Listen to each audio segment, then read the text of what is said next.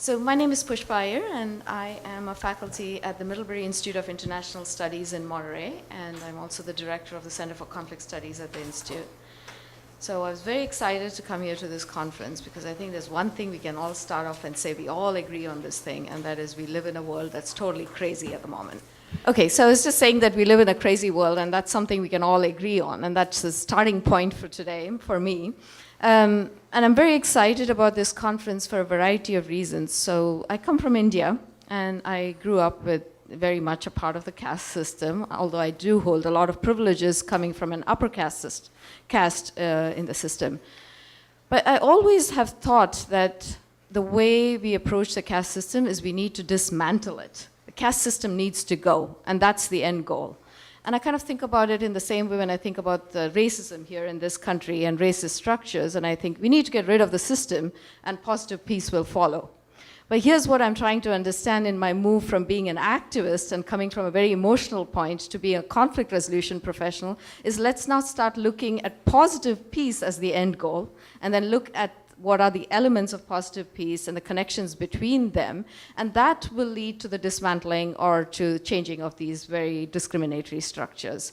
And so I'm really very excited to hear firsthand from people who have experience with theory and the practice and research perspectives on positive peace. And it is my pleasure then to introduce David Hammond, who's a senior research fellow at Institute for Economics and Peace, and who is going to tell us about the 2017 Positive Peace Report.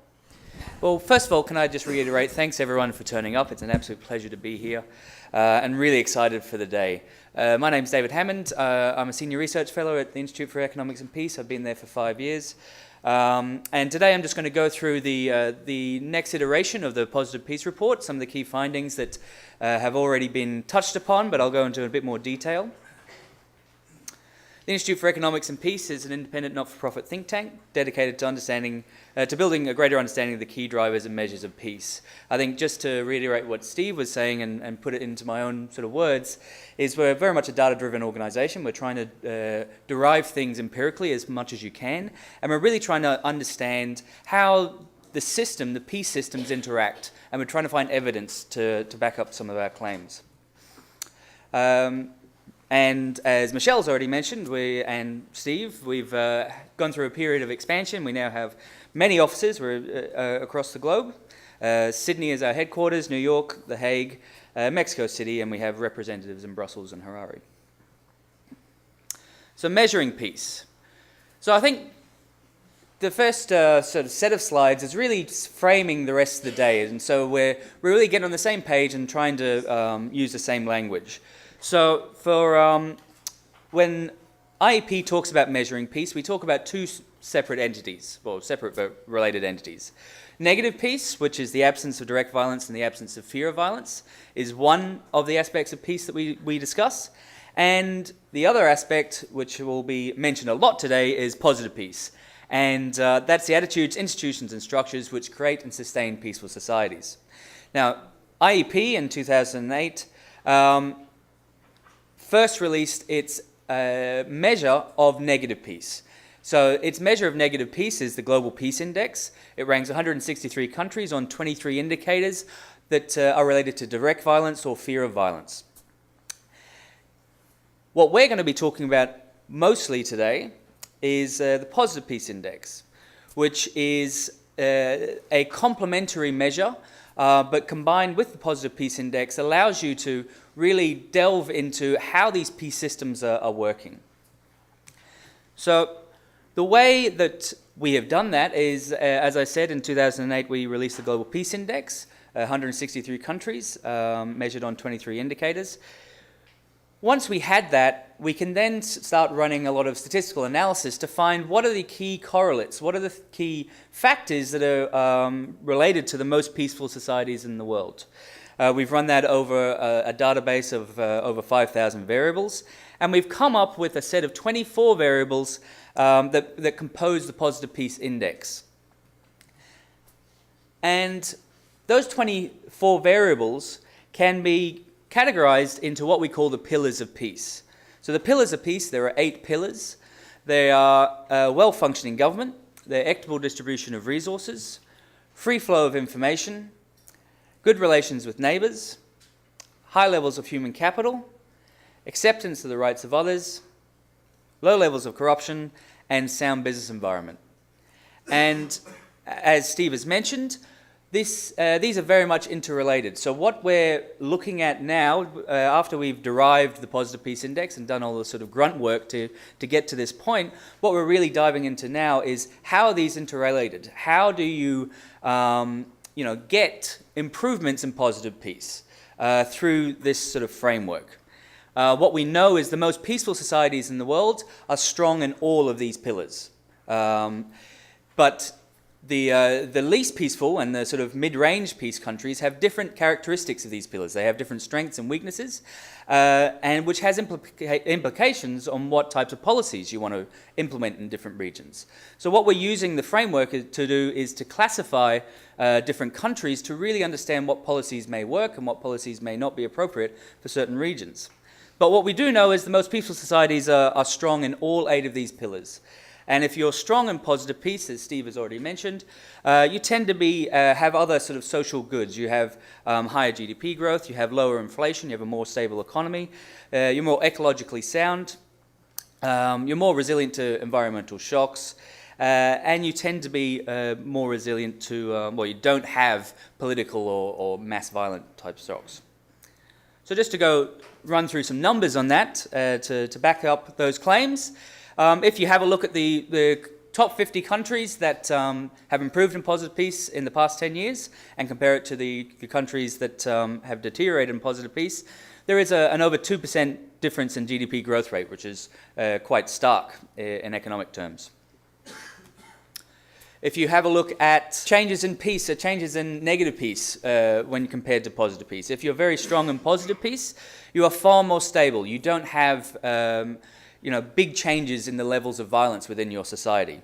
The lower your positive peace, the more likely you are to experience large changes, large variations in the levels of negative peace in your society.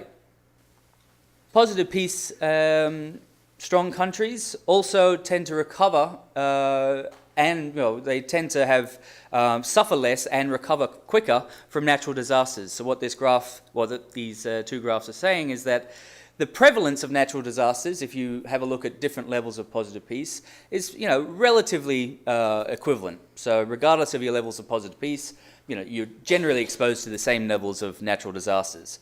But if you have a look at fatalities that are caused by that natural disasters, there are 13 times more fatalities if your positive peace is low. Now that can be a range of structural factors, it can be a range of infrastructural factors, obviously the economy and the strength of the economy plays a part in that, but also the strength of acceptance of the rights of others. I mean, when you're talking about natural disasters, the first port of call or the first line of response are the people around you, and so strong positive peace allows communities to really band together.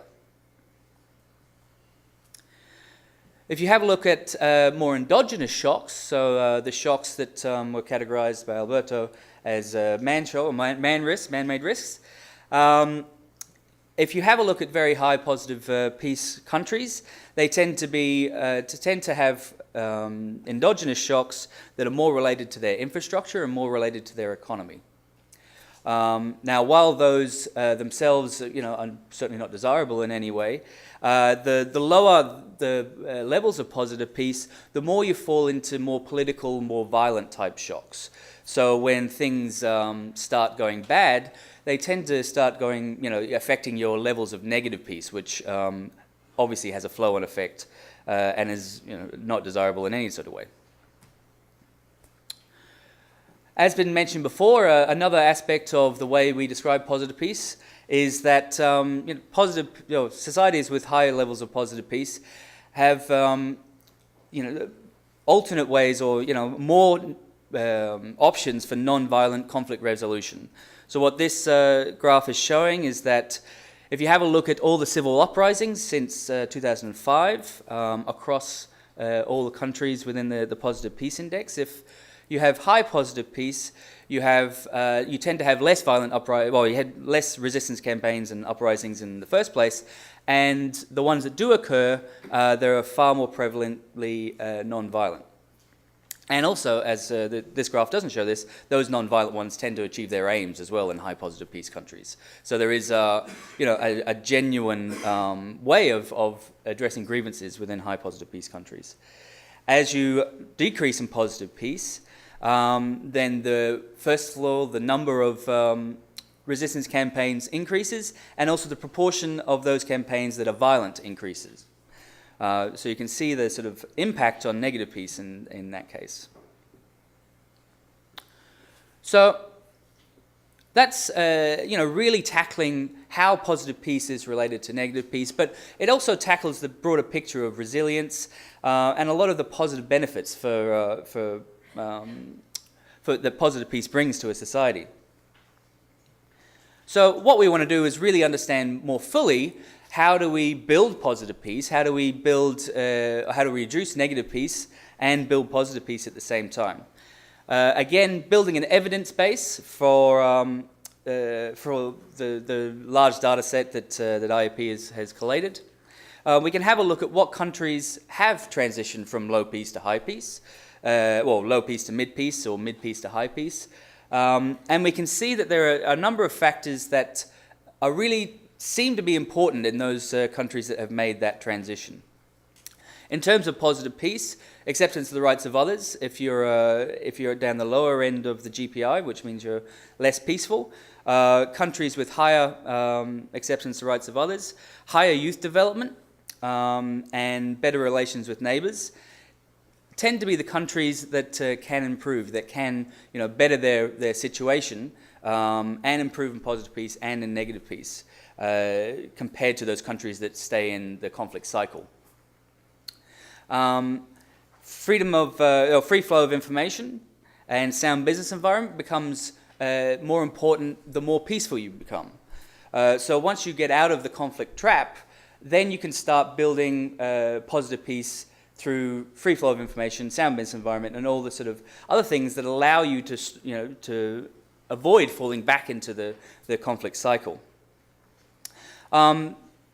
A really interesting point to make about this is the relationship of the military within these transitions. So in some cases, countries with high militaries have fallen into the conflict trap and find it very difficult to come out of it. But also we find that countries that have moved from the mid-peace to high peace tend to also have a security aspect to it as well. So it raises the question that we're sort of investigating now is, how does the military play a role in either a deterioration in negative peace or a transition into higher levels of peace? If we have a look at conflict onsets, so this is the worst case scenario when you're talking about negative peace, and we compare that to the pillars of peace and what indicators tend to deteriorate before a massive conflict onset, we find that free flow of information, control of corruption, and group grievances, which is acceptance of the rights of others, tend to deteriorate faster prior to a conflict onset than the rest of the pillars, which is it's interesting. So it comes down to this systemic view of positive peace. That's not to say that the other indicators aren't as important, but in terms of the system and how the system behaves, there are certain indicators that move more quicker and maybe better used as an indicator of onset.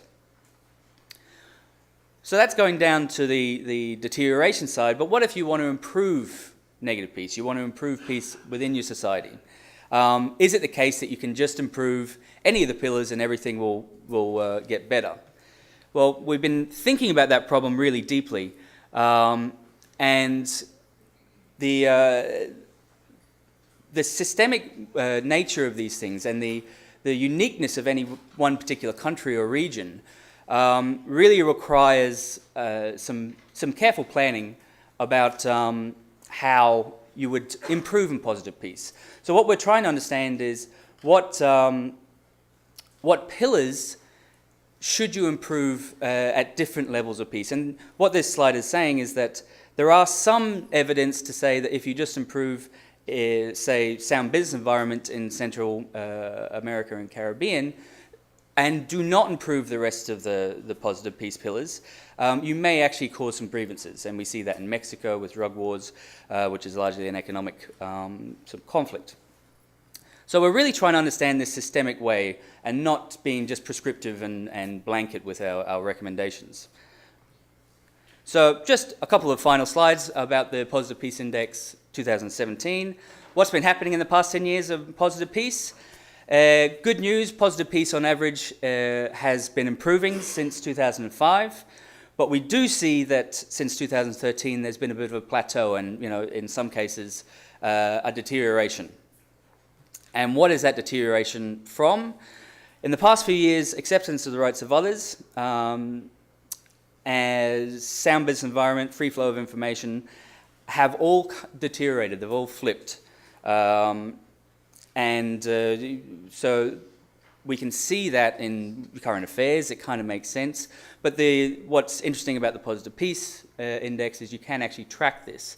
And given all the work that we're doing about transitions and about different pillars being important to different levels of peace in different regions, you can start to infer what is happening, what are the mechanisms behind these things, and what should be done in response. So on that, I think that probably is my time. Well, thank you very much. Okay, well, thank you very much to everybody who's been involved in bringing together this conference. Can you hear me, or should I lean a bit closer? Yeah? I was asked by Steve and conference organizers to give an account of a history of the idea of positive peace, where it came from academically. And of course, when we first, those of us who are in the field as peace and conflict researchers, inevitably think of the name of some of the pioneers like Johan Galtung. It's inescapable.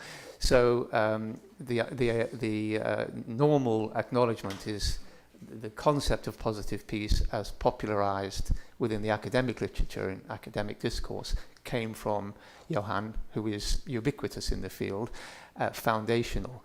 And I want to kind of stretch or deepen the understanding of what we mean by positive peace while acknowledging Galtung's brilliant, innovative conceptual definitions, and say that there is a longer tradition of positive peace, although the phrase itself might not have been used. And Steve took us somewhere along that path when he mentioned Tolstoy and Gandhi and a tradition of pacifism, which for some time has been developing the idea of positive peace as an ultimately desirable human state.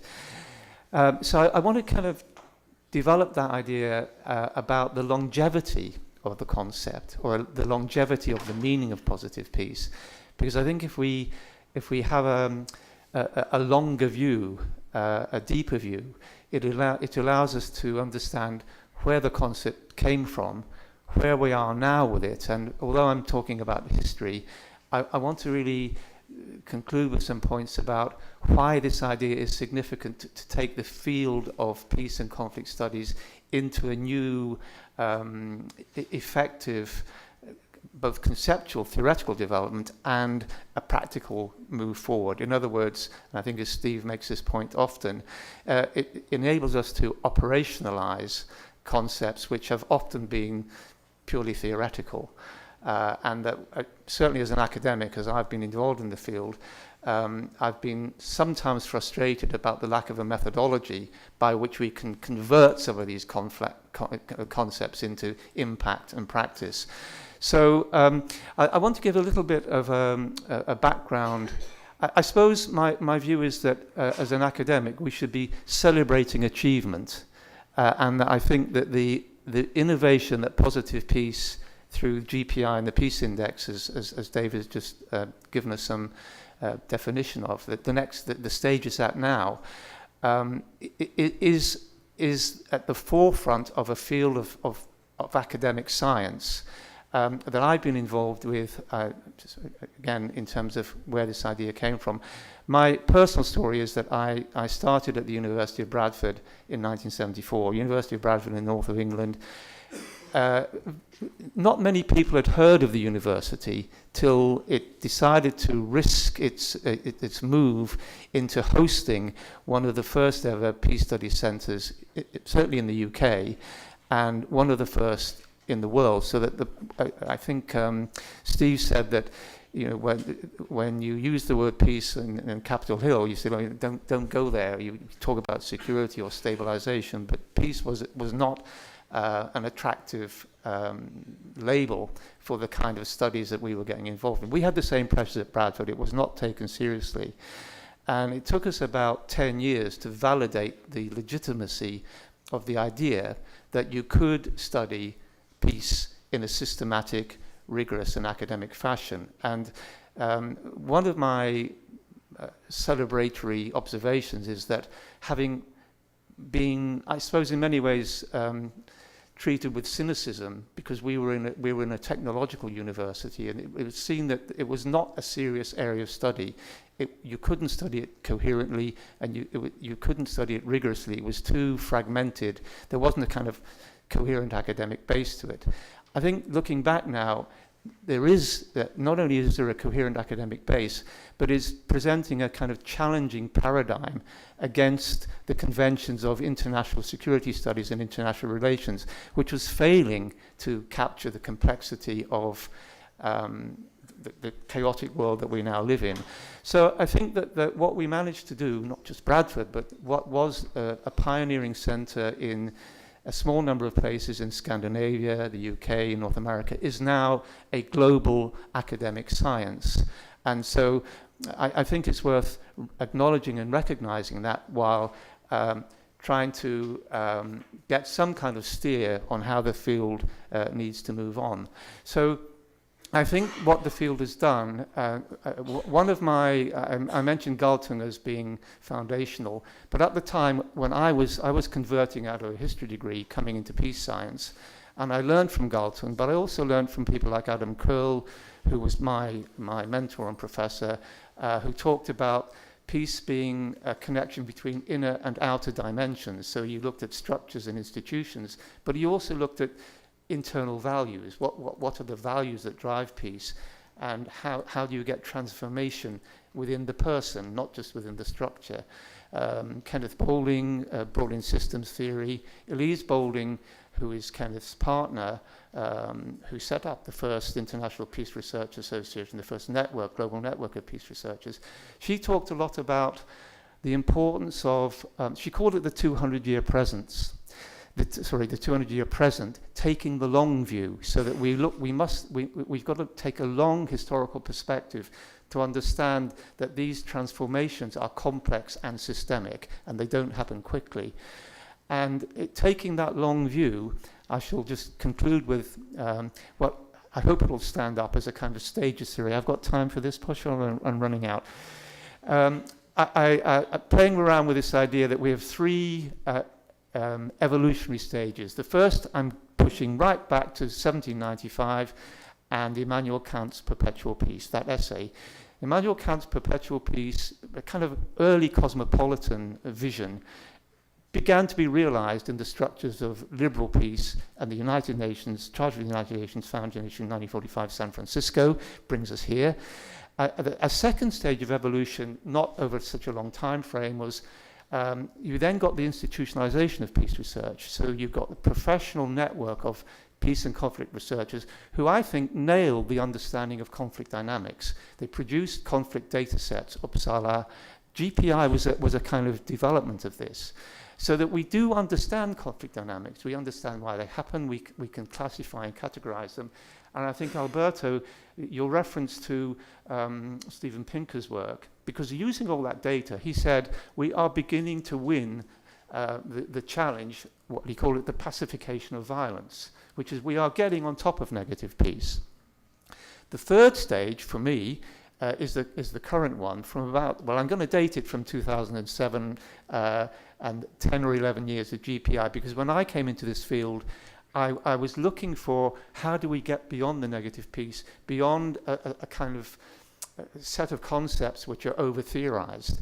And for me, GPI and now the Peace Index opened up ways of doing this, that the academic community needed this kind of fresh perspective. And so that kind of relationship between positive peace index, got beyond the theoretical constraints of the academic idea, much more dynamically into the field of practice. For me personally, it's revitalized my interest. I'm a retired professor, but I want to go back in now and do some more work. So I'd like to acknowledge that. Also, friends from Rotary, because Bradford became one of the Rotary centers. And Rotary brought very strongly in the idea of, I call myself now a pracademic, not just an academic, a theory practice practitioner.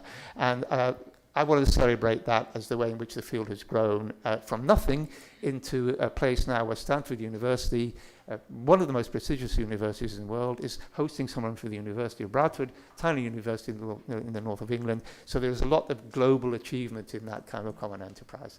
I probably got too long, but that's probably enough for now, Pushpa. Thank you. Thank you. Thank you, Tom. Good morning. I'm really happy to be here and talk a bit about how Mercy Corps as a practitioner agency uses systems thinking in our approach to peace building. As an implementing agency, we're ultimately driven by a single simple question: how do we create lasting change? I think, like many of us here, we understand the complexity of the problems that we're working on, the fact that something like violent conflict is driven by a multiplicity of factors. We know that if we want to be transformative, we can't just focus on that cause and effect. We can't work in a single sector. We have to think bigger. We have to think about the social, the political, the economic, and the ecological dynamics within the larger systems that are producing violent conflict. So systems thinking helps us to do this, to break out of those silos and to identify the entry points for transformative change. So Mercy Corps has been using systems thinking, I would say, for about maybe 10 years to inform analysis, program design and implementation, and evaluation and learning. So that started with thinking about market systems and market system development. It evolved into our embrace of the resilience framework, which relies heavily on systems thinking. And it's now informing a relatively new initiative within the agency to address the root causes of conflict as a means of sustaining peace and preventing complex crises. So one of the things that we're expecting this initiative to do is looking to systems analysis to essentially identify those intermediate outcomes, perhaps these pillars, that we need to work towards in order to prevent conflict. And we're expecting this to generate some case studies and research about the impact of the different approaches to addressing those root causes of conflict, as well as best practices in both program design and implementation, as well as evaluation. So I want to give a couple of examples of how we are using that systems lens to work. One is around our analytical frameworks, which are increasingly organized around systems, whether that's looking at the resilience framework and resilience analyses, do no harm, conflict analysis. So that's essentially helping us to identify programmatic entry points and to identify which drivers of conflict are the most important to address to break that cycle of violence. So in South Sudan, for example, systems analysis identified lack of water for livestock, not just as a humanitarian problem, but as a driver of conflict. So our activities there focused on identifying locations for new water points for livestock that would both provide water, but then also reduce competition between tribes. We're also using systems thinking to drive country strategy. So in Myanmar, for example, our country strategy there is aiming towards an overarching goal of peace and prosperity, but we've identified a series of outcomes that we're actually working towards in the short term, the 3 to 5 year term. So that includes responsive governance, inclusive economic growth, climate change resilience, and protection of promotion of rights. I think it's interesting the way that actually overlaps with some of the pillars here. One of the things that we're learning is that understanding the root causes of risk and fragility and how they're connected helps practitioners to see and do their work differently.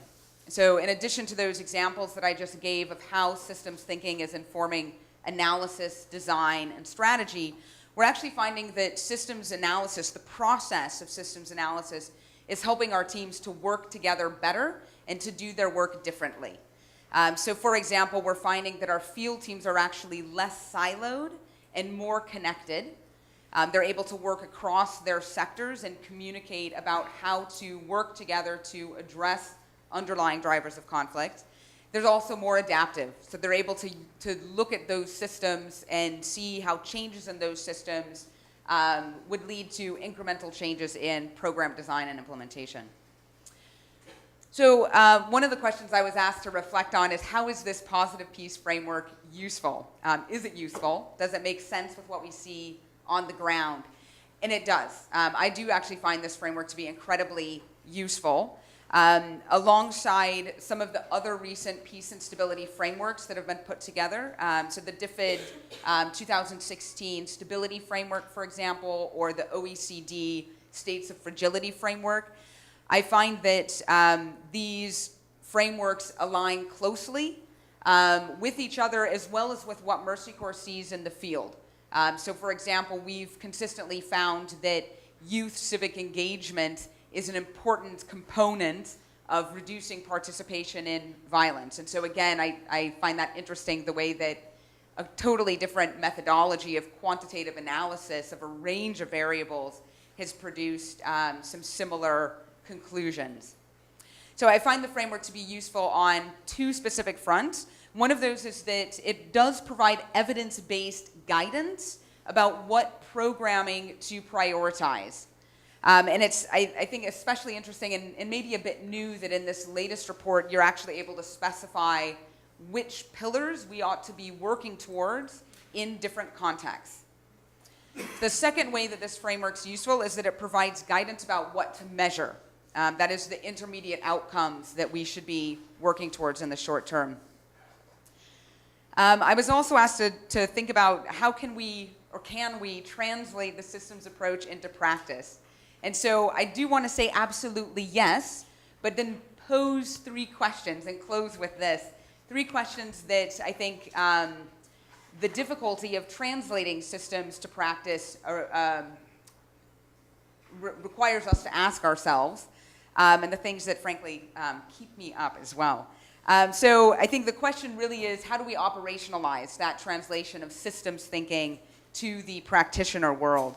And some of the key considerations for us as a practitioner agency are, first, how do we make systems thinking accessible and user-friendly to, for example, in the case of Mercy Corps, a diverse team of over 4,000 people in 40 countries.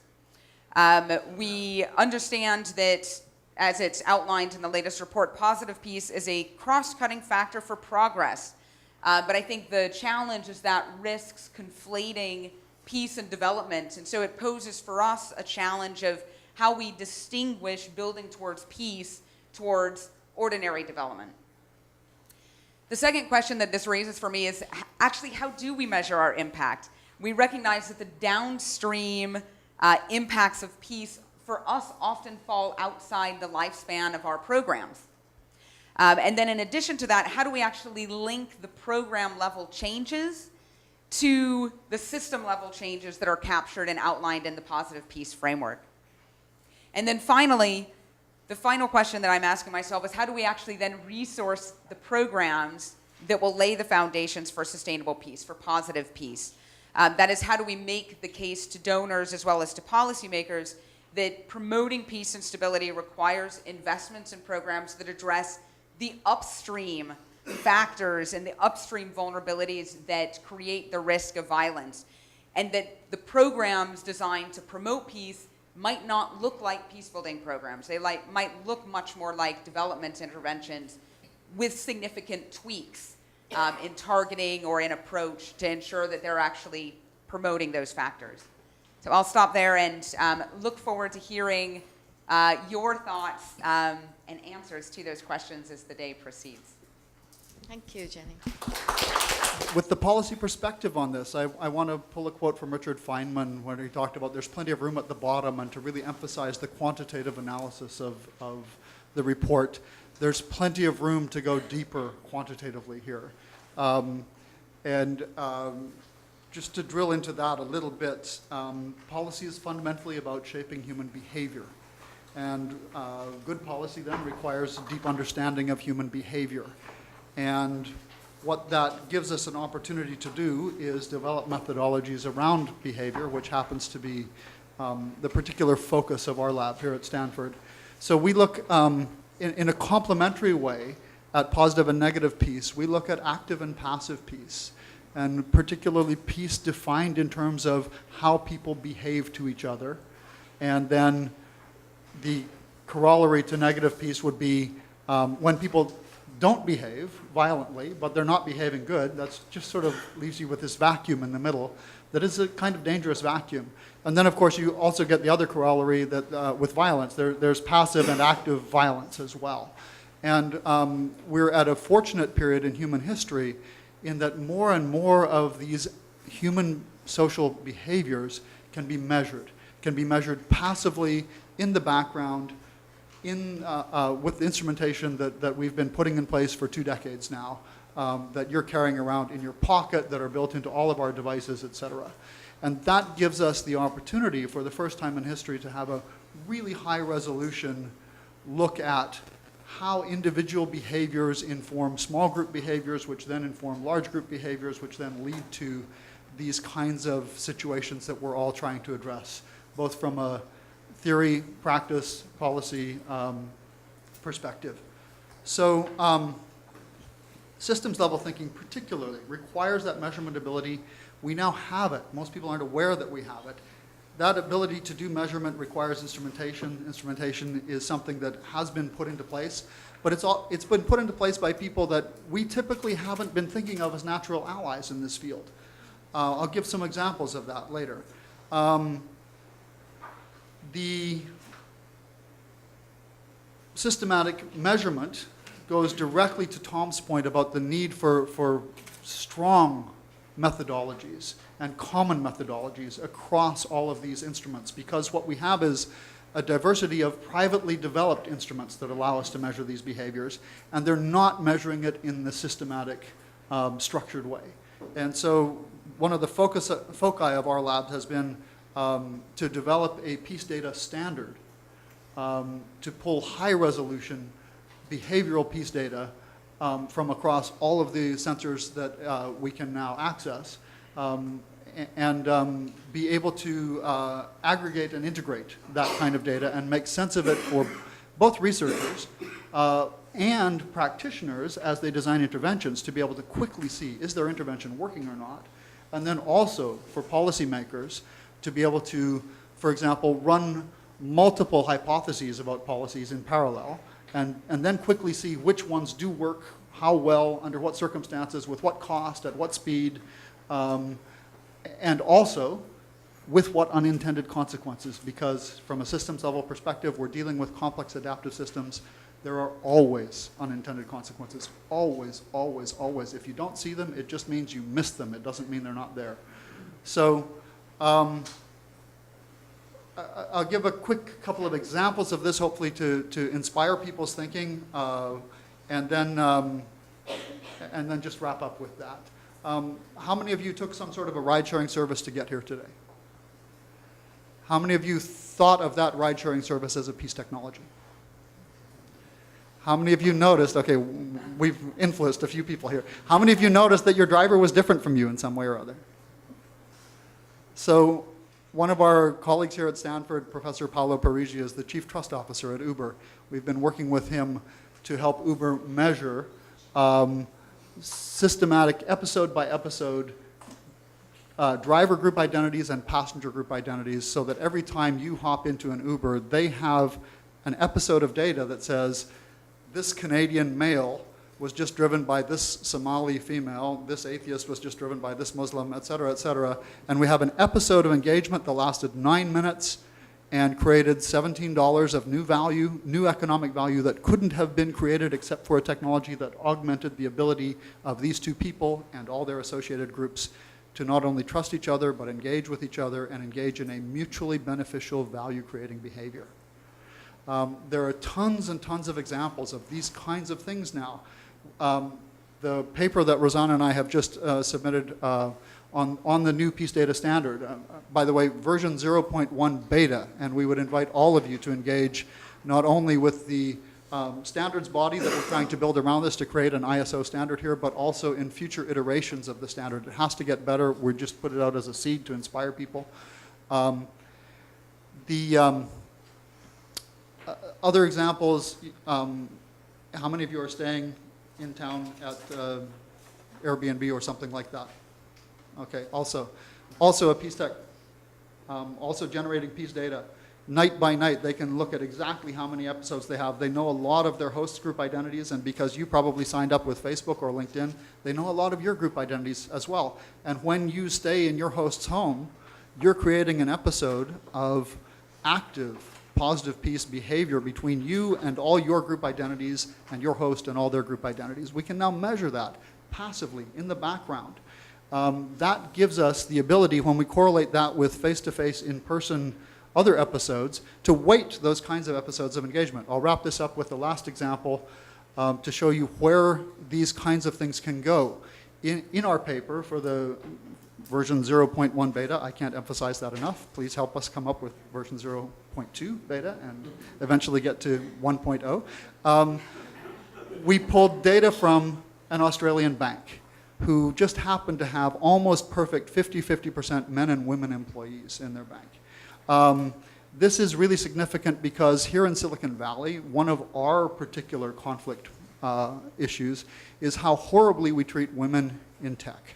And Stanford has an upstream role in that process. We don't get enough women into STEM courses, we don't keep them in STEM courses, we don't graduate enough of them in STEM courses, and then we don't support them into careers.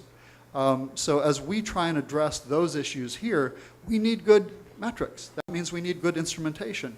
This bank uses Yammer as a internal organizational chat system.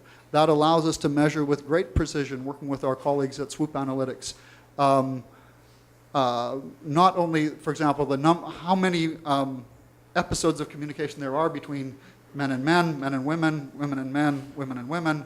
Oh, by the way, men talk to each other an awful lot and don't communicate with the rest of the organization. You can see all of that. But it also allows us to measure things like latency.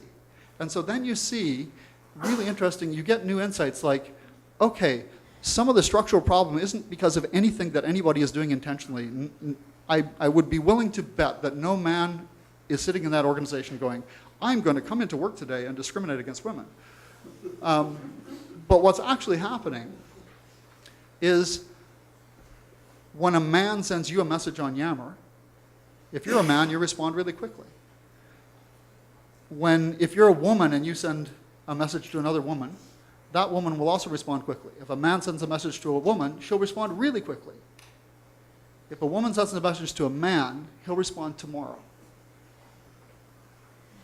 And you get immediate insight into structural, passive, that's where some of the harm's happening. Okay.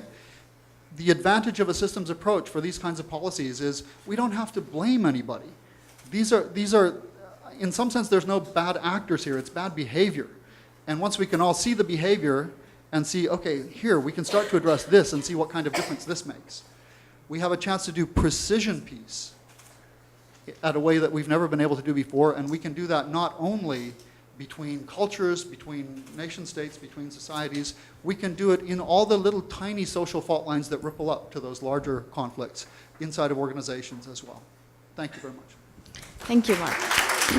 My name is Tilman Bauer from Aalto University in Finland. I'm a doctoral researcher there. Dr. Nelson, I have a question to you. First of all, thank you very much for the very interesting presentation, by all, of course. This peace data I find very interesting.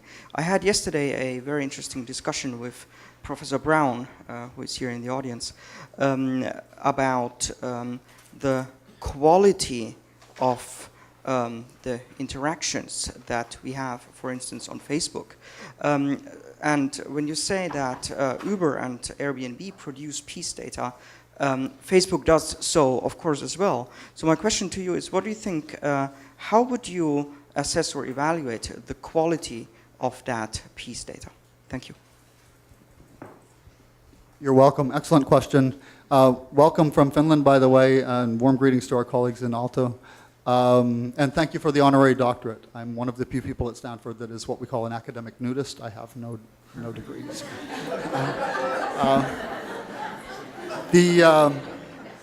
Your question is excellent.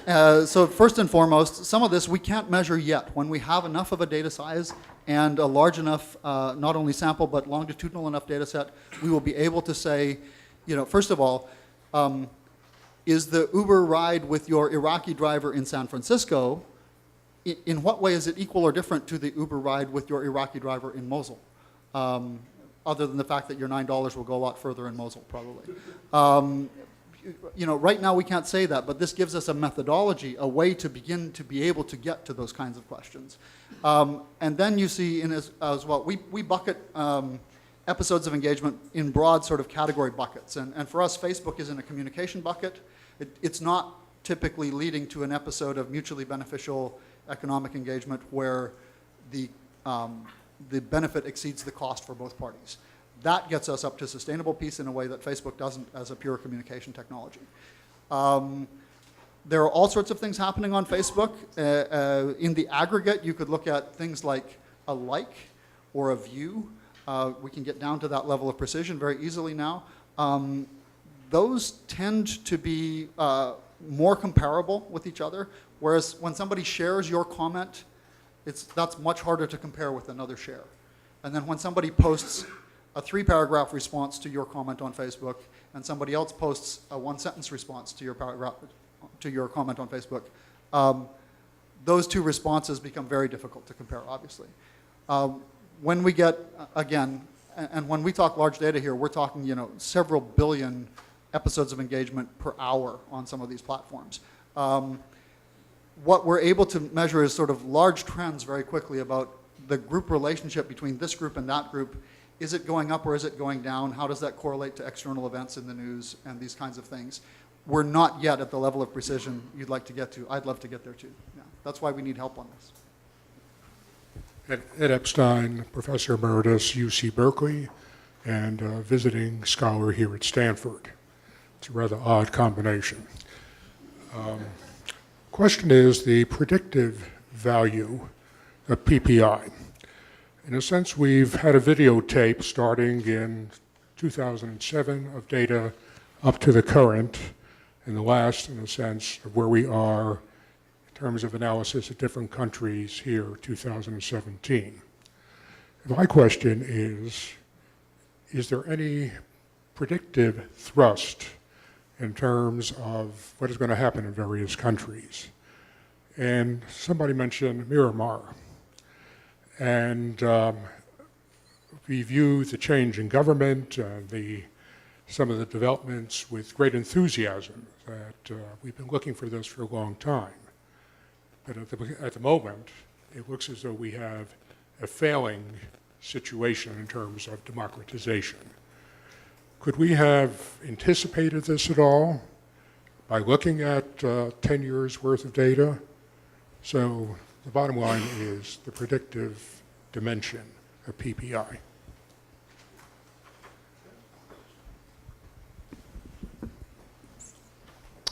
Well, thank you very much for the question. Your question is timely. We've just IEP has just released a soft paper that's available on our website on this sort of predictive nature of these of the positive piece, but also in comparison to other risk models, other prominent risk models that are out there. Our approach to it is comparing the positive peace index to the global peace index, and having a look at the countries that aren't that are sort of in the mid-range, that have very weak institutions, and with the hypothesis being that those weak institutions won't be resilient to any shock if they do occur. And if you do replay that over the past 10 years, if you take the top 30 highest, what we call positive peace deficit, then I think there's about 27 of them did actually deteriorate. Now, they didn't deteriorate right down to the bottom, but they certainly didn't improve in their negative peace or their levels of violence. So there is some predictive value there. But the big thing is, can you predict Syria, for instance? Now, it happens that the positive peace deficit model did actually predict Syria in 2008, whereas the other risk models that we looked at, which is the Political Instability Task Force, the Global World Check, they didn't sort of pick that. So what we're doing at the moment is taking that and seeing why we picked it, why they didn't pick it, to really understand how do we pick apart these models and take the best of all of them, really. So so it's ongoing work, but I would invite you to have a look at that paper if you're interested. Could I just, is this on? I just want to build on that. I'm not answering the question. I echo its importance, but I want to add to that the other critical issue is not just being able to identify, to predict risk. It's convincing people to invest in prevention. Because I think I look at some of those factors like limited flow of information, and some of the others that you're saying do start showing some predictive effect. But how do we get, I'm coming from 4 years in Myanmar. We spent 4 years trying to convince donors to invest in respect for the rights of Muslims, less hate speech. There was not adequate investment. So all of that is to say that I think the policy aspects and the donor investment aspects are a critical component of actualizing the predictive capacities of PPI. This is the only time I'm going to do this all day. This is the only time I'm going to do this all day.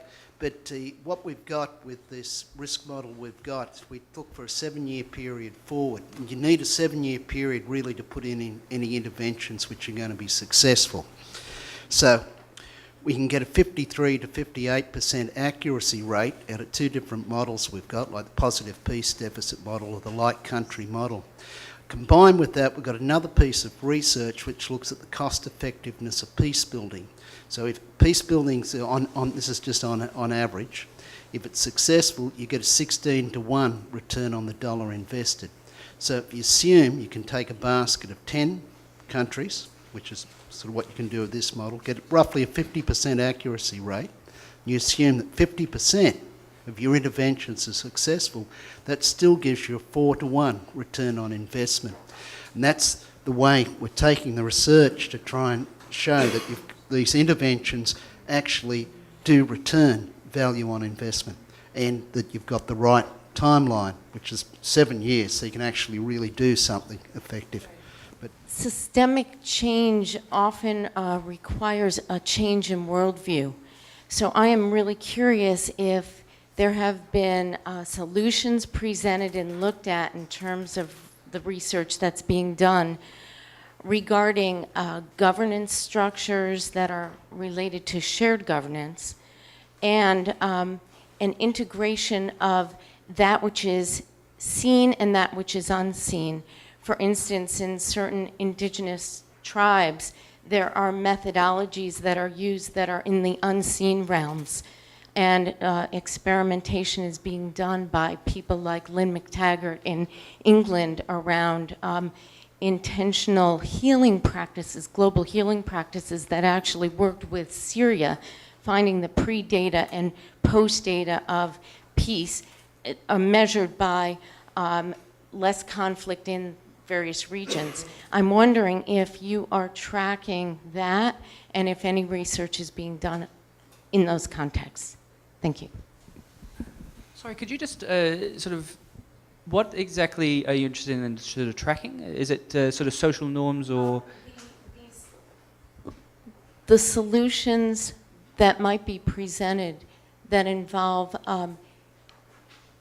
direct concrete realms and those that are hidden. So if meditative practices globally are being done, is anything like that being tracked in this systemic model? Well, I think we're going to hear a little bit more on that later on in the day, so I'll sort of defer mostly to that. The positive peace model is very much a macro sort of model, so we don't go down to that level. Some of the work that we do in subnational indices in Mexico, and we've done one in the US and the UK, you sort of have that potential to go down. It comes down to what data is available for a certain country. So but I mean, one of the things that we are trying to do is really delve down into, having a look at more at practices or about norms within countries and how they affect the attitudes, institutions, and structures. So we are sort of doing that. But in answer to your question, in the Positive Peace Index, it's macro, and so it doesn't go down to that level at this stage. If I could just add a little bit to that. One of the people I mentioned in my very high-speed overview was Elise Bolding. So I'm looking at the way in which the kind of holistic picture of peace building emerges. And I didn't have a chance to say too much about her, except I talked about her view of living in the 200-year present, which is but it's to do with generational learning for 100 years back through grandparents, through our own generation, forward through children and grandchildren, so that we're not looking at just short episodic interventions, but that long view, which is it's hard to measure that and hard to fund it. You're not going to get funding to go to DFID or anyone else say, I want to measure this over 200 years. But the idea is that the idea here is that there are learning. Linked to that is from another, Adam Curl and John Paul Ledrack and I did a book about the inner and outer connection. So, the idea of positive peace, it looks at structures and institutions, but also values and attitudes. And I think the values and attitudes are harder to measure. There aren't that many big agreed data sets that look at norms around that.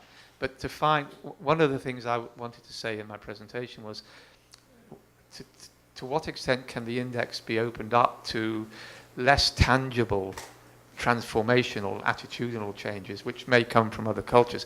Elise had this idea of how do we understand the formation of cultures of peace that support these structures. And that's quite a radical transformation in how we understand peace. It's not just coming from a Western liberal democratic model, though that may be its main pillars. But if it's to transform to something global values, then it's got to pull from other realms of experience. And I think that's a kind of methodological challenge as well. My name is Lothar Rast. I'm from the German Technical Cooperation.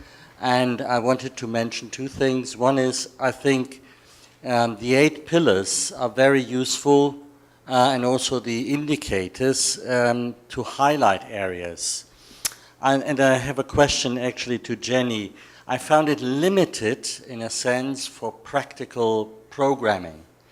Example, equitable distribution of resources is something we work for years. And if somebody's interested, we can kill a bottle of wine on tax reforms. It's not easy. But there is one thing that hasn't been mentioned so far, and that is actually an index helps in the dialogue with the governments. Because you discuss trends, and they may not agree with the methodology, which is usually the first reaction, but you can say, look, there are tendencies. What can we do in the dialogue with governments to reverse or address at least these tendencies? So in this sense, I thought this is an aspect that at least I haven't heard so far in all these very, very well-crafted interventions that I think is really very, very useful and takes it out of something, methodologically maybe disputed or the results. But this is actually something that we already use. It's very useful. Thanks. Hi, everyone. My name is Jessica Rogers. I'm a law student, international law student at UC Hastings. I'm from Germany as well. And my question is, now that we're seeing a slight, or rather big increase in right-wing populism in Europe, is there any expectancy to see a decrease in the positive peace index? Because I'm assuming there is a free flow of information and acceptance of the rights of others and a good relation with neighbors. Factors that play a role in this, either it's because the party advocates such, or it's because people are hoping for a decrease of the good relations with neighbors, and that's why they're voting for these parties. I'm just wondering, is there any predictions that you might know about? Sure. Well, it's interesting sort of you bring that up. And sort of Steve alluded to this before. The rise of populism in the US and in the West and Europe, it was preceded by a number of changes in the indicators, quite visible changes in the indicators. And to mention three of them, acceptance of the rights of others have been decreasing in the US and in Europe for the past 3 years. Free flow of information had been decreasing, and equality inequality's been going up. So you can see deteriorations in those three factors prior to the onset of populism, and so what we're trying to understand and trying to, in a broader sense, is be able to identify when certain combinations of indicators change. What does that mean for society? How does that change the systemic nature of how society is working? And you can basically, in some sense, trace it back to the global financial crisis. You can see indicators change since then, and the same indicators have, increasingly gotten worse in the past few years, and the results is what we see today. So I think, in answer to your question, you can see these things. They, were they predictive? We didn't predict that populism was going to happen. But in hindsight, you can sort of learn from it and say, okay, well, these combinations of factors, when they happen in concert, can give rise to these types of effects. My name is Jamil Simon. I'm with a project called War Stories, Peace Stories. And Jenny brought up an interesting point, and a few people have referred to it as timeline. How Jenny pointed out that their timelines aren't really sufficient for, that is, in their contracts, like USAID contracts or DFID contracts or whatever, aren't really sufficient. And so many cases of peace-building efforts have been compromised because the multilaterals pulled out too quickly. And I had the privilege of hearing President Santos of Colombia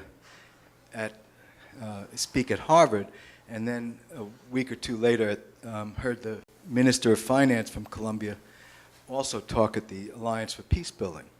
And both of them talked about and extolled the value of a long-term commitment.